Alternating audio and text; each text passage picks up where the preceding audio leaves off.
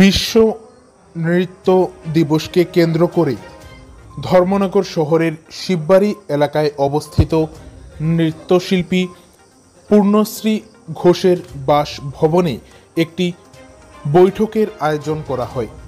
28শে April সোমবার রাত আনুমানিক 8টা নাগাদ এই বৈঠকের আয়োজন করা হয়, যেখানে এই বৈঠকে উপস্থিত ছিলেন রাজ্যের বিশিষ্ট সাংবাদিক তথা সাংস্কৃতিক ব্যক্তিত্ব সমর চক্রবর্তী। এছাড়াও উপস্থিত ছিলেন উত্তর ত্রিপুরা জেলা তথা রাজ্যের বিশিষ্ট শিল্পীরা। উল্লেখ্য, 29শে এপ্রিল বিশ্ব নৃত্য দিবস। এই বিশ্ব নৃত্য দিবসকে কেন্দ্র করে ধর্মনগরের বিবেকানন্দ সার্ধ শতবার্ষিকী ভবনে অনুষ্ঠিত হতে চলেছে একটি সাংস্কৃতিক অনুষ্ঠান, যেখানে এই অনুষ্ঠানে উত্তর ত্রিপুরা জেলার বিভিন্ন নৃত্যশিল্পীরা তাদের বিভিন্ন অনুষ্ঠান পরিবেশন করবে বিবেকানন্দ সার্ধ শতবার্ষিকী ভবনে, যেখানে একজোটে নৃত্য চর্চার প্রায় 300 জনেরও অধিক নৃত্যশিল্পীরা একসঙ্গে নৃত্য পরিবেশন করবেন।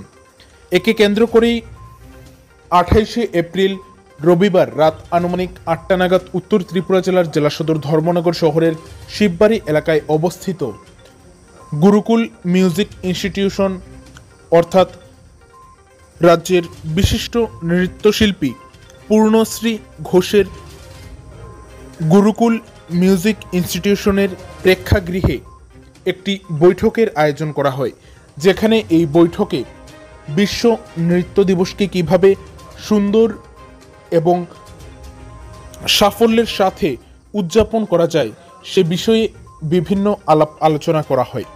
এই বৈঠক শেষে বিশ্ব নৃত্য দিবসকে কেন্দ্র করে একটি মহড়ারও আয়োজন করা হয়, যেখানে শিল্পীরা বিশ্ব নৃত্য দিবসে কি তাদের উপস্থাপনা পরিবেশন করবেন এটিকে কেন্দ্র করে একটি রিহার্সেলেরও আয়োজন করে।